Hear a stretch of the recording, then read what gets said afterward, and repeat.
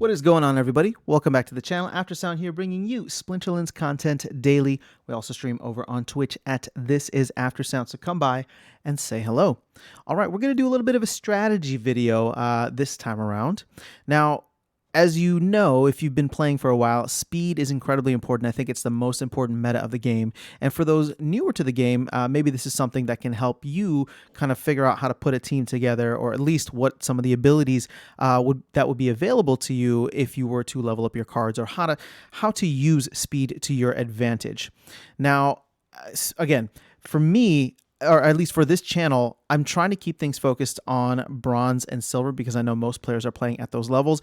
I am now playing in gold, so I will dabble in some gold, but in terms of legendary stuff, not legendary, but in terms of like maxed out decks or diamond plus, I'm not there yet, so I don't really feel qualified to speak on that.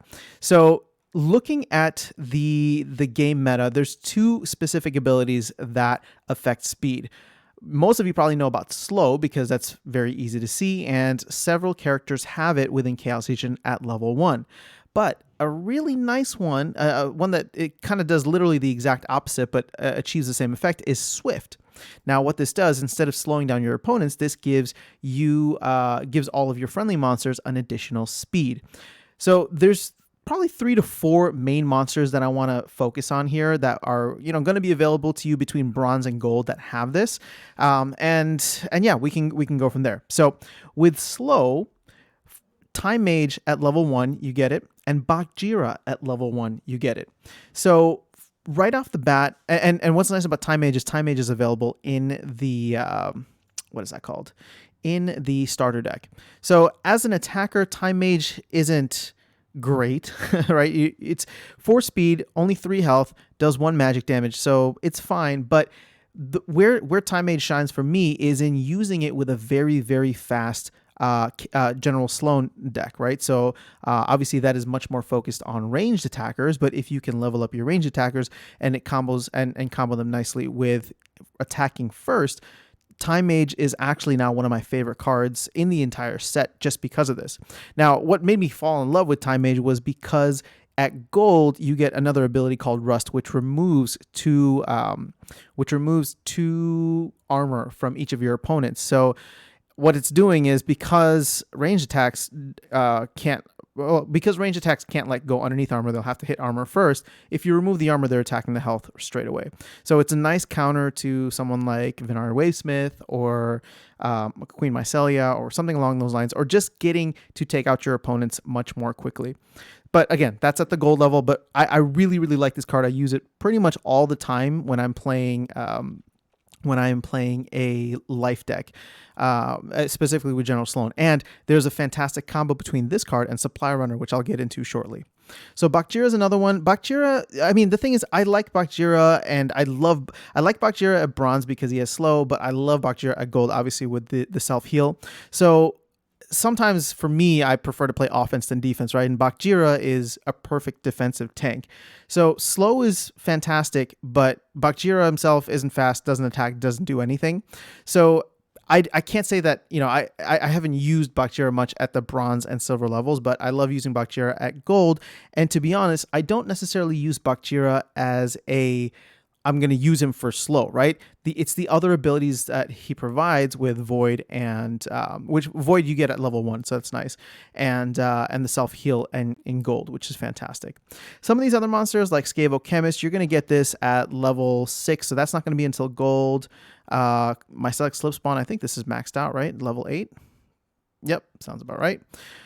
So these cards, you're not going to get slow on them for a while. And obviously Fungus Fiend is maxed out. Curse Wendeku, you get it maxed out. Scabrel Howling maxed out. So I would say in bronze and silver, the 2 that I would focus on would probably be Bakjira and Time Mage. But like I said, Time Mage I really, really like, because as you level Time Mage up, and if you're playing in silver, you get that second attack, which is so clutch. And even in bronze, if you just level up 5 BCX to level 2, which is the max for bronze, you still have one attack, but now your speed is 5 and you're reducing your opponent's speed. So as you go along, and if you max for silver, I enjoyed playing Time Mage in silver because now your speed is 5, you're doing 2 damage going underneath the armor, and you're slowing down your entire opponents. And then again, like I said, Rust, which is not in the scope of this video, but I love Time Mage because of the combo with slow and Rust there. All right, so let's move on to Swift. Now, or Swiftness. Sorry, didn't realize it was Swiftness. All right, I've spoken about this card several times, and it is also one of my favorite cards within Splinterlands. Within Chaos Legion, and I use it in several different decks. But due to the fact that it is a ranged card, Supply Runner, I love comboing it with General Sloan and the life decks.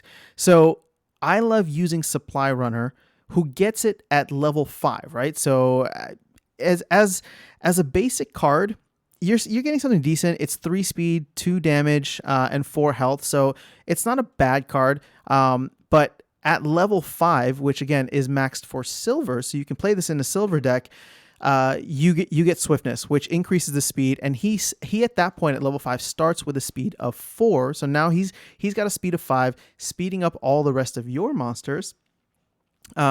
And providing 2 damage plus 1 from General Sloan, so 3 damage overall. So as I was saying, I like using Supply Runner with Time Mage because now not only am I reducing my opponent's speed, I'm increasing all of my monster speed, and it just doesn't get any better than that.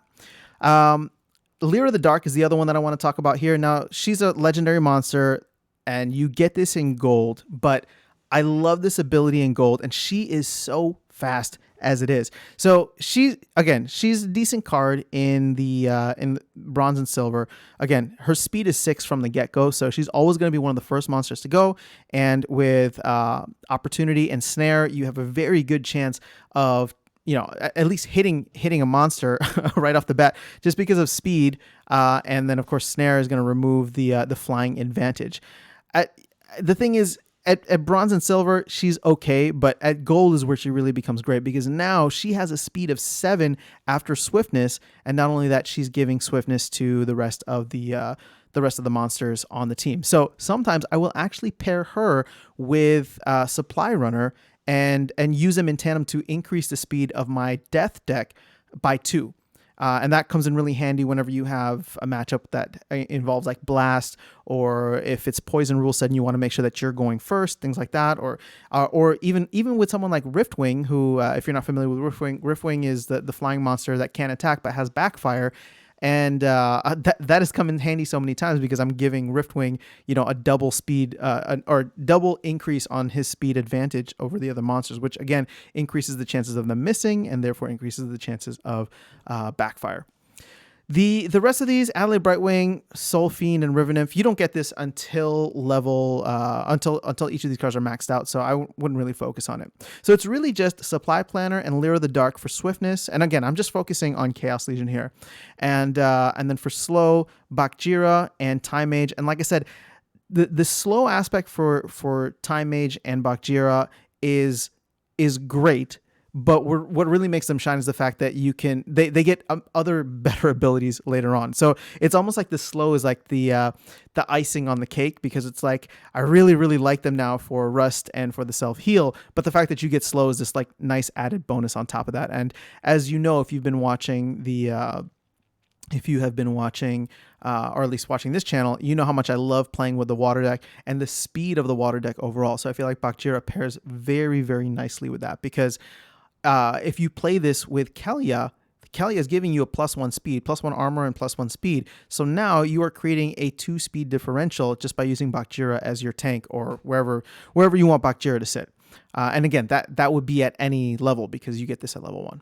So to wrap this up or finish this off, I'm going to share a video with you here. This is just a recent battle that I did that kind of inspired this, as I've been thinking about it for a while, but I really wanted to go through, and when I played this match, I was like, yeah, I really need to just kind of show the value of the speed meta. Now, people are going to look at this and say, okay, this is a gold level deck beating up on a silver level deck, and you are absolutely right. But there's a legendary on the other side, there is Grund on the other side, there's a lot of meat for me to get through and for me to fight through. but I want you to see just how quickly and how very little damage my team takes. I know I'm beating up on a lower level deck. I'm not trying to get away from that, but I am just trying to show you how the speed advantage really comes into play here. Because yes, I am playing a slower or relatively slower team, but Eyes of the Fanged is decently fast. Grund isn't terribly slow with a speed of 3 at level 2. So here, I'm just going to go ahead and play it for you. This may not be the best example, but hopefully you can see things in action. So you can see the combo with Time Mage and Supply Runner here, as I don't even give Grund a chance to fight. Oh, I guess keep in mind, I'm also using Creeping Ooze, but we can hopefully forgive that. Creeping Ooze is not going to be in the modern format, but while we have only a wild format, I will use him.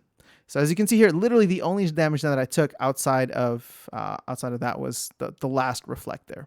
So hopefully this was enlightening or insightful for you guys if you're trying to figure out better meta and strategy. For me, speed is the most important thing. So if you can go, outside of knowing what your opponent's going to play and countering it perfectly, which happens sometimes if you see a pattern, I would say speed is one of the most important things. So take that, run with it. Let me know how it works for you. That's all I got in this video. Have an amazing rest of your day. I will catch you all in the next one, and I will see you around the game.